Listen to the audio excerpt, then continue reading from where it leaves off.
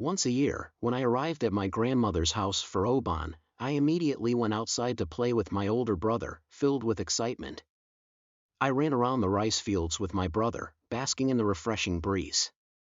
Then, as the sun reached its peak at noon, the wind suddenly stopped. Just as I thought that, an eerily sluggish breeze started to blow. I complained, "It's already hot, why is this warm wind blowing now?" feeling a bit grumpy because the refreshing sensation from earlier had been taken away. Then, I noticed my brother had been looking in a different direction for a while. In that direction, there was a scarecrow. "What's with that scarecrow?" I asked my brother, to which he replied, "No, it's beyond that," as he squinted his eyes to see more clearly. Curious, I also stared intently at the far end of the rice fields. And sure enough, I could see it. "What is that?" From a distance, it was hard to tell, but there was a white object about the size of a person, wriggling around. Moreover, there were only rice fields around it, and no people nearby. I felt a moment of wonder, but for now, I came up with this interpretation. Could that be a new type of scarecrow? It must be. We've never seen a moving scarecrow before, so maybe a farmer or someone came up with the idea. It's probably moving because of the wind that's been blowing since earlier.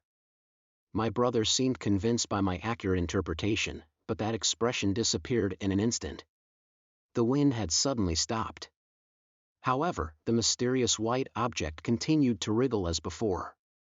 My brother, with a surprised tone, said, "Hey, it's still moving, what on earth is that?" Unable to contain his curiosity, my brother went back to the house, fetched a pair of binoculars, and returned to the scene. With a slightly excited expression, my brother said, "I'll take a look first, so wait a bit," and eagerly peered through the binoculars. Then, a sudden change came over my brother's face. It turned pale in an instant, cold sweat pouring down, and he finally dropped the binoculars he was holding. Despite being afraid of my brother's transformation, I asked him, "What did you see?" My brother slowly answered, "You're better off not knowing." It was no longer the voice of my brother that I knew. My brother staggered back to the house as he was. I immediately tried to pick up the fallen binoculars to see the white object that had turned my brother pale, but after hearing my brother's words, I couldn't muster the courage to look. However, my curiosity was piqued.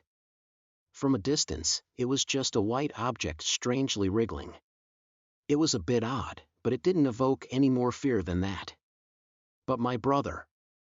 All right, I have to see it. I'll find out what caused my brother such terror with my own eyes. I picked up the fallen binoculars and prepared to take a look. Just then, my grandfather came running toward me with an incredibly frantic expression. Before I could ask, "What's wrong?" my grandfather approached me with great intensity, saying, "You must not look at that white object." "Did you see it? Did you look through those binoculars?" I replied hesitantly, "No, not yet." And my grandfather said, "Thank goodness," and collapsed into tears, visibly relieved. Still not understanding the situation, I was taken back to the house. When we returned, everyone was crying. Was it because of me? No, it was something else. Upon closer inspection, my brother was laughing manically, writhing and dancing just like that white object, twisting and contorting his body. I felt an incredible sense of terror from my brother's appearance, even more than from the white object itself. On the day we were supposed to return home, my grandmother said, "It would be easier for your brother to live if we leave him here. It would be too cramped for him there, and considering the circumstances, he wouldn't last more than a few days. It's best to leave him with us, and after a few years, we can release him into the rice fields." Hearing those words, I burst into tears and cried out loud. My brother's former self was gone. Even if I were to see him again when I visit our hometown next year, he wouldn't be the same brother. Why did this happen?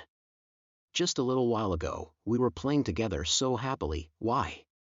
Desperately wiping my tears, I got in the car and left my family's home. Amidst my grandparents waving goodbye, for a moment, it seemed like my changed brother was waving at me too. As we were driving away, I tried to see my brother's face through the binoculars and saw that he was indeed crying. His expression was a smile, but it was a sad smile I had never seen him wear before, the first and last of its kind.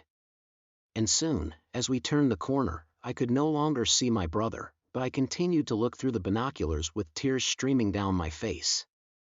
Someday, he'll return to normal, right? Thinking that, I longed for my brother's original appearance while gazing at the vast green expanse of the rice fields. And as I reminisced about my memories with my brother, I simply continued to peer through the binoculars. That's when it happened. I had unintentionally caught a close-up glimpse of the very thing I knew I shouldn't have seen.